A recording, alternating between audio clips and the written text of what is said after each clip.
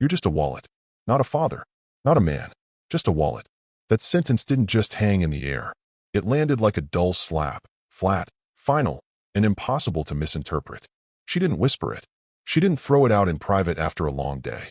No, she delivered it like a monologue in a play she'd been rehearsing for years, right in front of 12 people, half of them blood relatives, the other half witnesses to a slow-motion dismemberment of whatever dignity I had left in that house. Her mother blinked like she'd been waiting for the popcorn to kick in. Her aunt chuckled, but it died midway through when she realized no one else joined her. Her niece looked uncomfortable, which was ironic, considering she was the one I'd started the fund for. My fund, my money, my planning. I didn't say a word. I nodded slowly, stacked the dirty plates like a server on autopilot, and carried them to the kitchen. The ceramic clink felt louder than it should have. By the time I came back, the topic had shifted. Something about sorority housing. Someone asked if anyone wanted more coffee. I looked over at my wife. She didn't even glance up. She was swirling wine in a glass she hadn't paid for, sitting in a home I renovated, resting on a chair I built by hand last fall, because she wanted something rustic but modern. That was the moment I stopped being angry. I didn't defend myself. I didn't raise my voice. I didn't retreat to the garage and punch drywall like some suburban cliché. I just walked upstairs, opened the safe, pulled out the leather-bound folder I hadn't looked at in 3 years, and placed it on the desk.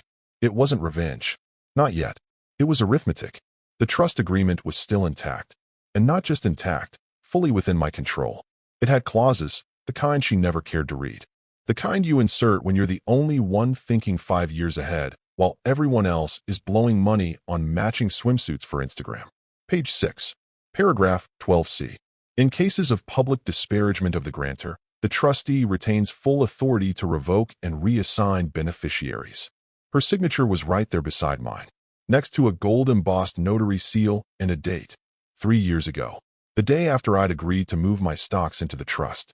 The day she said, "Do whatever you think is best, honey." So I did. I don't think most people realize just how easy it is to disappear from someone's emotional debt once they've labeled you as transactional. Once you've been reduced to an ATM that knows how to grill steak and shut up at dinner, you stop trying to earn anything. Respect, affection, presence. It all turns into an interest-free loan you were stupid enough to offer. I could hear her downstairs, telling her sister how I finally got the message, and how some men just need to be knocked down a peg. More wine poured. More laughs. She was rewriting the narrative in real time, convinced the main character was finally under control. She had no idea the credits were about to roll. On her script. And before we go on, I'll say this once, real quick, for the folks who are listening right now but haven't clicked that subscribe button. Over 90% of you haven't. It motivates our team more than you know when you do. You keep these stories going. You keep this engine running. Back to it. That night, I made one phone call. To a man whose number she never bothered saving. "Would you like it done quietly?" he asked. I answered, "No noise. But make it surgical." And he laughed. The same way a lion might when a gazelle asks if it can get a head start. By dawn, the motion had begun. I signed the reassignment forms with a pen I'd once used to write our anniversary card. The difference? This time, I meant every word. It was a Tuesday morning when I reread the document again. Not because I didn't trust it, because I wanted to savor it. Like running your finger over the scar of a wound that no longer hurts, just to remember you survived it. The trust had been born years earlier, back when I still believed that giving meant receiving something other than contempt. At the time, it had felt noble, selfless. Her family had hit a rough patch, job layoffs, car trouble, student loans piling like snowdrifts, and I stepped in. Not for glory, not for gratitude, just because I thought that's what good men did. I'd called it the Evergreen Future Trust. Corny, sure, but it made me feel like I was planting something permanent. Her niece was supposed to go to a private art school. Her nephew had dreams of veterinary medicine. And there was even a cushion for her twin godchildren, who I never particularly liked but included anyway, because, well, that's what wallets do, right? We pay for people we wouldn't invite to dinner. But here's what no one in that room realized, what she never realized. I hadn't just thrown money into a faceless pile. I had built the trust with clauses. The kind of clauses people overlook when they're too busy celebrating how generous their idiot son-in-law is. Paragraph 12C was the one that mattered now. It stated, in clean, ruthless legal English, that if I, the grantor and trustee, was publicly ridiculed or disparaged by any direct family member, I had the right to remove and replace any beneficiary. Disparaged. That was the actual word. Not insulted. Not teased. Disparaged. And her performance at brunch? That was a one-woman Broadway debut. Right there, in front of 12 witnesses. All of them unknowingly serving as legal corroboration. All of them too stunned to even laugh. That clause wasn't a trap. It wasn't a time bomb. It was insurance. And like any good policy, it only activated when someone got careless. So I called Miles. Miles had been my attorney for 15 years. A quiet man. Thin voice. Looked like he should be managing a used bookstore instead of rewriting people's financial legacies. But don't let the cardigan fool you. Miles had once drafted a clause that bankrupted a guy's ex-partner so thoroughly the man moved to Guam and started a chili pepper farm. He answered on the second ring. "Mr. Rutledge," he said. "Should I be worried?" I laughed. "Only if you're allergic to schadenfreude." He flipped through his notes. Paragraph 12C, yes? Yes. You understand it's irreversible once filed. I do. Would you like it done quietly? I took a breath. Looked at the framed photo on my bookshelf. Her niece holding up the scholarship acceptance letter I helped her secure. The same niece who hadn't said a word when I was humiliated at that table. Yes, I said. Quietly. But precisely. We didn't need to sue anyone. We didn't need to fight. The legal framework was already there, patient and polished, like a loaded revolver in a drawer that no one ever expects will be used. We started the paperwork that afternoon. The reassignment form was 6 pages long. Miles emailed it with a cheerful subject line. Evergreen Future Trust. Let the pruning begin. By Wednesday evening, I'd filled it out. The new beneficiary's name sat there, clean and innocent. A child I'd only spoken to twice, but whose grandmother had always smiled at me like I mattered. I'd seen him reading in the park while the other kids played tag. Once, he saw me struggling with 3 grocery bags and ran up without a word to help. Never asked for anything. That was all the qualification I needed. The original beneficiaries wouldn't know yet. Not until the legal confirmation letters arrived. But I knew. And that night, as my wife laughed over the phone with her sister about Wallet Boy finally shutting up, I poured a glass of that bourbon she always saved for her father's visits and toasted the one thing they'd always underestimated, my patience. She took victory like a cheap wine. Too fast, too loud, and far too early. For 3 days, she strutted through the house like she'd landed a promotion. Told her mother over speakerphone that I was finally behaving. Then complained about how boring that made me. I overheard her laughing. He's like Alexa with a paycheck. Ask him anything, and he just transfers money. Her voice, always sharp, now had an edge of condescension that wasn't even masked anymore. I didn't take the bait. I just kept making coffee, sending emails, folding laundry. A ghost with a debit card. She said I was being dramatic for not joking about it. Said I was sulking. That I needed thicker skin. That real men don't get their feelings hurt. They just keep providing. I agreed. Quietly. With a signature. Miles brought the paperwork himself, in a plain manila folder. I signed the reassignment documents in our kitchen, the same table where she once cried about her sister defaulting on a car loan. Back then, I'd stepped in without hesitation. Paid it off that afternoon. Said something dumb like, family doesn't deserve that kind of stress.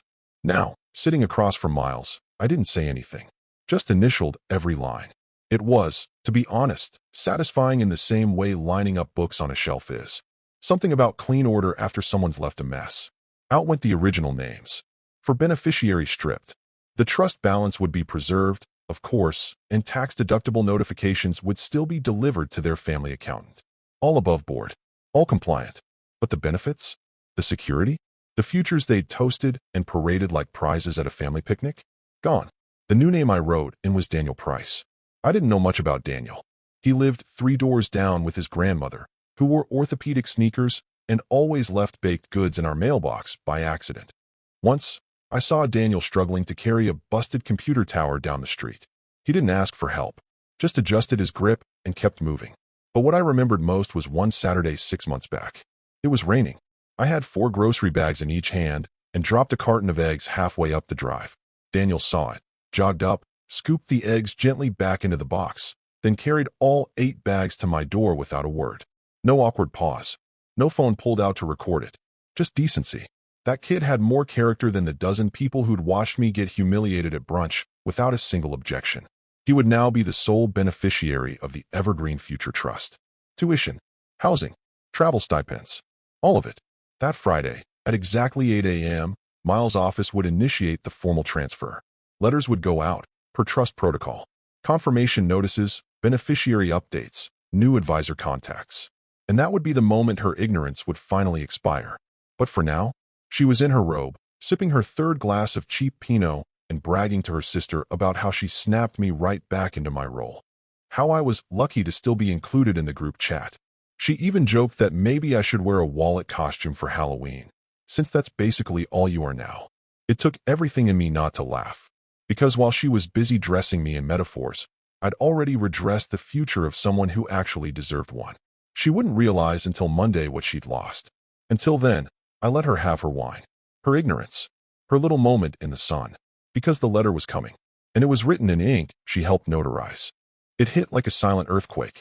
No fanfare, no sirens, just a quiet procedural email, a log timestamp, and a PDF that detonated the illusion her family had been dining on for years. At 8 a.m. sharp, Miles executed the transfer from his office. No dramatics, just a few keystrokes, a server log, and an electronic paper trail so clean it could have been framed. The trust updated.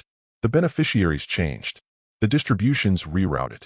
Every cent still intact, just heading in a new, permanent direction. At 8:03, confirmation letters were sent to the previously listed recipients, for policy. Miles didn't even blink.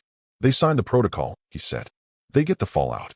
At 8:12, I saw the little bubble pop up in the family group chat. Something's wrong with the trust paperwork. Who changed the accounts? At 8:17, her cousin chimed in. Mom just got something too. Is this a scam? By 8:25, someone uploaded a photo of the letter. Crisp letterhead. Legal language. Phrases like revocation of beneficiary status and disparagement clause enforcement circled in red Sharpie. Like they thought the highlighting would change the law.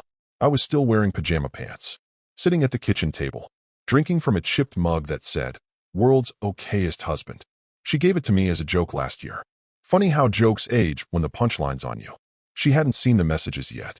She was upstairs, brushing her teeth, probably rehearsing another monologue to deliver at brunch this weekend.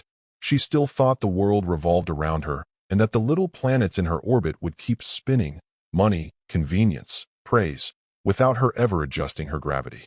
At 8:34, her mother's name lit up her phone. Then again, then a third time. Voicemail. Panic was blooming, and no one was watering it. She finally picked up on the fourth call, put it on speaker by accident. Why is Daniel Price listed on the trust? Her what? Came out hoarse, brittle. Her mother's voice cracked. You promised this was set. You said it was secure. What did you do to us? I sipped my coffee. She came downstairs barefoot, phone clutched in one hand, a screenshot open in the other. Is this real? I shrugged. Looks like it. She narrowed her eyes. You transferred it? To that kid. I didn't even blink. No, the trustee did. Per protocol. You bastard, she whispered. You sneaky, conniving son of a... I raised my hand calmly. Careful. Every word you say might be used against your retirement plan. She froze. Looked at her phone again. This can't be permanent. It is. What did you do? I enforced a clause you signed. Outside, the garbage truck rattled down the street, picking up yesterday's leftovers. Seemed fitting. Her mother texted again. This time in all caps. Call me right now. Fix this. Then her niece chimed in. Wait. Does this mean my school funding is gone? A final message appeared from her sister. Tell me this is a joke. She read them in silence. Her lip twitched. For once, there were no clever lines. No superiority. Just raw, stunned vacancy. She glanced at me, as if hoping I'd soften, that I'd undo what had just happened. Instead, I stood, rinsed my mug, and said, Don't forget we've got that dinner with the Carlsons tonight. Unless you think it'll be awkward. I didn't wait for her answer. Because in the group chat still exploding on her screen, there were now more than screenshots being shared. There were theories. Accusations. Someone even asked if I'd forged something. Miles would love that one. He kept records like a mortician. The financial earthquake had happened. But the aftershocks? Oh, they were just getting started. She didn't knock. She never did. The door slammed open like a courtroom verdict, and there she was, red-eyed, robe half-tied, phone gripped so tightly her knuckles turned pale. Her thumb hovered over the speaker button, trembling like she was defusing a bomb. They said the trust is gone, she barked. Transferred. To some random kid. Tell them it's a mistake. I didn't even glance up. I kept typing for a moment, just long enough to remind her this was my office, not hers. Then I stopped, swiveled slightly, and met her eyes. Calmly. It's not a mistake, I said. They're saying it's irrevocable. You can't do that. Miles said the papers were signed under good faith. This isn't fair. Correct, I replied. Good faith was assumed. Right up until you decided to hold a roast in my honor over brunch eggs. Her eyes darted to the desk. The folder was already waiting for her. Open to page 6. I slid it an inch closer with my fingertip like a blackjack dealer showing a losing hand. Paragraph 12, subsection C. I said. Public disparagement. Triggers full authority to reassign beneficiaries at the trustee's discretion. Her gaze locked on the page. Her face drained. You can't just. Your signature's there. Mine too. Notarized, stamped, filed. You were there. In heels and that red dress. Remember? You joked that no one ever reads the fine print unless they're getting divorced. She didn't speak. Turns out, I said, people do read the fine print. Especially the ones holding the pen. She placed the phone on the edge of the desk like it was toxic. It was still on speaker. I could hear her sister's voice. Are you fixing this or not? Mom's threatening to pull money from the lake house sale. Says we need to lawyer up. She snatched the phone and ended the call. Her hands were shaking now. Did you plan this? She asked, almost whispering. I leaned back in the chair, tapped the pen on the folder, gave her the kind of look I used to give contractors who tried to overbill me on electrical work. No, I said. You did. That landed. Not like a slap. More like a crack forming in a windshield. Silent. Spreading. She took a step back. Her whole posture shifted, shoulders lower, breathing shallower. All this, over one sentence. I tilted my head. No, not one sentence. One sentence I let slide, after 1,000 others I didn't. Silence. For a second, I thought she might apologize. Not out of remorse, but strategy. But it didn't come. Just that blinking confusion of someone who's never been told no by the person holding the receipts. I was angry, she mumbled. You embarrassed me at brunch. I raised an eyebrow. By existing? By acting like you deserved credit. I paused, then nodded, slowly. Got it. Well, now someone else will get the credit. For a future. She looked away. You could have said something, she said. I did, I said. Just not with words. Her phone buzzed again. Her mother. Then again, group call. She silenced it, this time with a bit more force. The screen flickered off like a dying star. I didn't think you'd actually do it, she said. I smiled. That's the thing. No one ever thinks the ATM will stop dispensing.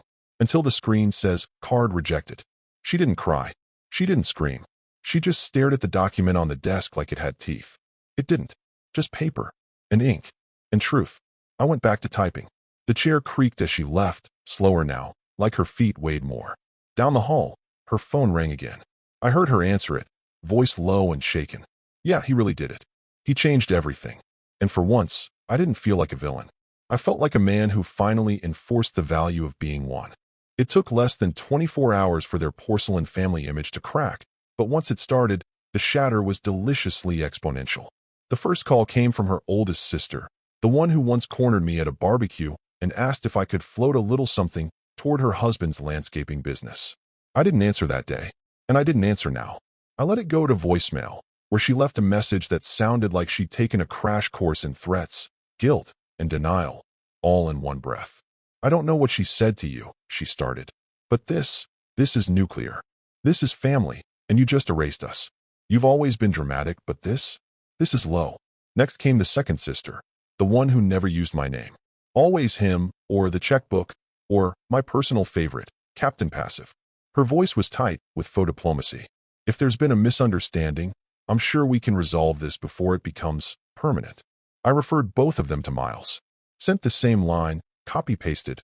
Please direct all inquiries to the Trust's legal counsel. I no longer participate in discussions regarding revoked beneficiaries. Her niece sent a text an hour later. Just the words, is it true? Then a second one, why? Then a third, please. I need this.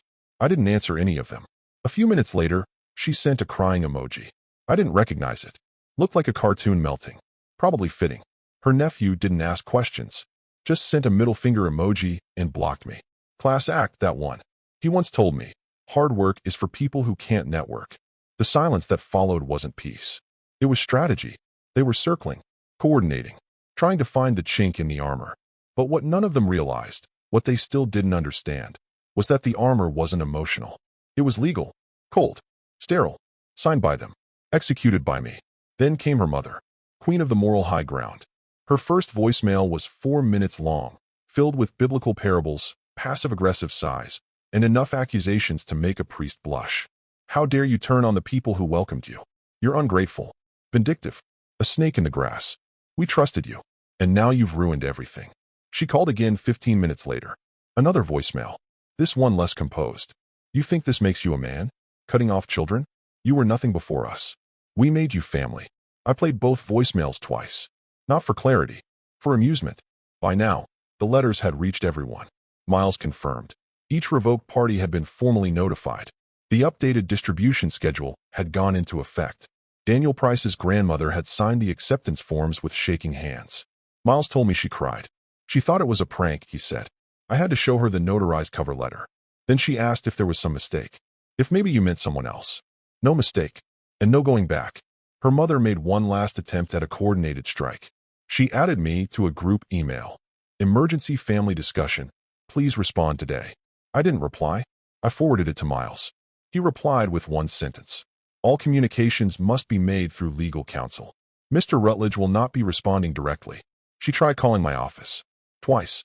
Then her daughters tried. Then a cousin. All roads led back to the same stone wall. What was done was legal, binding, and completely within the trust's original structure. They had all signed those forms with me once upon a time, happy to play the role of passive beneficiaries while the dumb wallet handled the hard part. And now? Now they were learning that signing something for the money doesn't mean you understand the weight of the pen. She tried to rally them, reignite the family unity brand. But the cracks were already there. Her sisters started blaming each other. Her niece snapped at her in the group chat. You said it was safe. You said he'd never go through with it. The foundation they'd leaned on, my silence, my consistency, my willingness to absorb insult after insult, was gone. They thought I'd react with pettiness, fire, maybe even groveling regret. What they got instead was the clinical detachment of a man who'd already spent years grieving his role and finally handed the weight to someone more deserving. The meltdown wasn't loud. It was surgical, and that made it hurt so much more. It's funny what happens when silence becomes louder than shouting. The house didn't change, but the atmosphere thickened, like humidity before a storm that never arrives. She stopped speaking the day the final confirmation letter hit her sister's mailbox. No more jabs. No sarcasm. Not even that performative cheerfulness she used to weaponize in front of company. Just silence.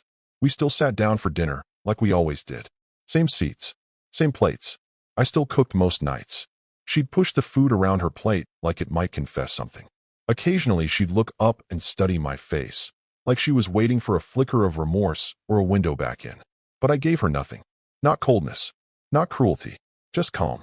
And that calm, it rattled her more than anger ever could. She started checking her phone obsessively. I'd catch her on the banking app, scrolling like she expected to see zeros where there used to be commas. I knew she was expecting me to start cutting things off. Joint account access, card privileges, auto payments for subscriptions she never even used. But I didn't. She still had access to everything, because I didn't care about punishing her with inconvenience. I wasn't interested in controlling her behavior or playing some game of petty financial starvation. I was after something deeper. My silence wasn't a standoff. It was a final verdict. She stopped wearing the perfume I bought her 2 birthdays ago. The one she claimed gave her headaches, but wore anyway when she wanted something. I noticed, of course, just like I noticed she stopped inviting friends over. Stopped taking Zoom calls in the dining room. Stopped speaking to her sisters on speakerphone, opting instead to whisper behind closed doors, doors I didn't bother listening behind. And still, I greeted her mother at Sunday service. Still covered the cable bill. Still set the thermostat to her preference, even though I always thought 71 at night was absurd. That's what unhooked her. I could see it. She was waiting for the counterattack, for the screaming match, for revenge, for something she could use to justify the role she'd cast me in. Bitter, broken, vindictive. Instead, I was polite, measured, cordial. I didn't shut off the lights. I just stopped being one. And so she walked through a house that still ran on electricity, still had food in the fridge, still functioned like a marriage, but now felt like a museum. Clean, preserved, cold. Her paranoia had nowhere to land. She couldn't accuse me of cruelty. What cruelty? I wasn't acting out. I wasn't even acting. I was just still. And that stillness? It forced her to face what she'd actually lost. Not money, not access, not reputation. Those were surface level. She lost the guarantee, the quiet, consistent generosity she thought was her right. That quiet had built her niece's future, had bailed out her sister's car, had bought the plane tickets for that emergency trip to Florida when her aunt got sick. All of it, done without drama, without scoreboard. And now that engine had stopped running. Not loudly, not dramatically, just stopped. And in that vacuum, she wilted. Not all at once. Not in a way most people would notice. But I saw it. The extra half hour in the bathroom with the door locked. The pause before she opened group texts. The way she clutched her phone during calls, like it might tell her what to do next. She still sat across from me each night, hoping to see the man she could bait back into generosity with a smile or a sulk. But I wasn't that man anymore. And she wasn't my burden. She was just someone sharing a mortgage with the ghost of her own decisions. It was a Thursday, the kind of evening where the air is just warm enough to open a window and pretend life outside is moving slower than it actually is. I had just settled in with a book, nothing profound, just something to quiet the noise in my head. The bourbon hadn't even been poured yet. Then she appeared in the doorway, like a poorly timed memory. No robe this time, hair brushed, face neutral, and in her hands, a glass of Blanton's. Neat. The good stuff. My favorite. The bottle she once claimed was too expensive for regular drinking. She placed it in front of me like an offering. Like communion from a church she never really believed in. I thought maybe we could talk, she said gently, sliding onto the couch next to me without waiting for an answer. I said nothing. I've been thinking a lot, she continued, carefully, about what I said and how it came out. That's how she started. Not what she said, how it sounded. As if the problem was the acoustics, not the message. I didn't mean it like that, she said. I sipped the bourbon, let it rest on my tongue. Smooth, familiar, unchanged. She kept going. You know how my family is. We tease. It's how we deal with stress. I was just trying to be funny. It came out wrong. And I think you took it personally. I waited. Let the silence stretch long enough to make her shift in her seat. She hated silence more than confrontation. In her world, words were weapons, and silence was defeat. I mean, of course we appreciate what you've done, she added, forcing a smile. You've been incredible. I think we've all been under pressure. And maybe that brunch wasn't the right place for her. I finally looked up. She froze. That smile wilted. I leaned forward, set the glass down slowly, and asked, Do you remember what you told me that day? Word for word. She blinked. I didn't mean. You called me a wallet, I said flatly. Not a partner. Not a father figure. Not a man. Just a wallet. In front of everyone. Her lips parted, but no words came. And no one corrected you. I added. No one flinched. Because that's what I'd become to all of you. A dependable bank account with legs. Who could be embarrassed, insulted, ignored, and would still show up next week with a tuition check and a smile. That's not true, she whispered. I picked the glass back up. Isn't it? She stared at me, eyes searching for something she couldn't name. Then she shifted tactics. What if we fixed it? She asked, voice low now. What if we reversed it? Is that even possible? I mean, if the boy hasn't used the money yet, couldn't we amend it? There it was. The real reason she came. Not remorse. Opportunity. I took a breath. Not a dramatic one. Just steady. That trust, I said, was built for people who treated me like more than a wallet. That's all. That was the only requirement. She looked down. Her fingers traced the seam of the cushion like a nervous tick. And now, she asked, barely audible. Now it's doing what it was meant to do, I said. Help someone who didn't ask, who didn't expect, who never insulted me while cashing the check. A long silence settled between us. I miss when we used to talk, she said finally. I miss when what I said mattered, I replied. She stood up. Slowly. No outburst. No slamming doors. Just silence. The bourbon was still in my glass. Still smooth. She left the room, and I didn't turn to watch her go. Because some moments aren't fights. They're funerals for things people never thought could die. The invitation came folded in half, tucked under the front door mat like a secret someone hoped wouldn't be discovered too soon. Embossed with sunflowers, addressed in her mother's swirling script that always made her nonsense look sweeter than it was. Inside, the usual performance, a small brunch to reconnect. Family is more important than pride. Let's talk, not point fingers. No mention of the trust. No mention of the boy now set to receive what they all once thought was theirs. Just a smiling mask, glued over a scream. I RSVP'd yes. Not to make peace. Just to be seen, one final time. The brunch was held at her mother's house, of course. The same home I'd repainted, rewired, and rescued from foreclosure when the 2008 situation nearly wiped them out. Funny how it looked smaller now. Or maybe I was taller. They were already seated when I arrived. Mimosas clinking, chatter floating, the kind of synthetic warmth you only find in waiting rooms and failing marriages. Her mother lit up when she saw me, overcompensating with a laugh too sharp to be genuine. Well, look who decided to join us. We didn't think you'd show. I nodded. You invited me. I'm polite. Her sisters both smiled like synchronized mannequins. Her niece studied her phone. No eye contact. Her nephew didn't come, either too ashamed or too convinced that being absent made him dignified. My wife, still my wife, technically, looked at me like a puzzle missing just one piece. Not angry, not sorry, just baffled. Like she couldn't quite figure out how the man who paid for everything also had the gall to take it back. They served eggs, quiche, and some store-bought croissants repackaged to look homemade. Her mother made a big show of pouring my orange juice, as if sugar could undo signatures. And then she said it, the line she had clearly rehearsed. You've made your point, she said, placing the pitcher down with a thud. You've done enough damage. Time to stop punishing everyone, don't you think? The room fell quiet, waiting for my cue. The redemption arc, the magnanimous reversal, the speech where I'd say something like, this wasn't about revenge, it was about respect, then offer to reinstate the trust if they just apologized. But I didn't. I put my fork down, wiped my mouth, and said simply, no, I've done enough giving. Her sister looked like she'd been slapped with a napkin. Her mother blinked, once, twice. I let the silence stretch until the weight settled over all of them. There's nothing else to discuss, I continued. No do-overs. No resets. This isn't Monopoly. You don't get to circle back and pretend the board hasn't changed. Her niece finally looked up, eyes glossy. But what about my tuition? I suggest you ask your parents, I said. But they can't. Then I hope your school has a good financial aid office. Harsh. Maybe.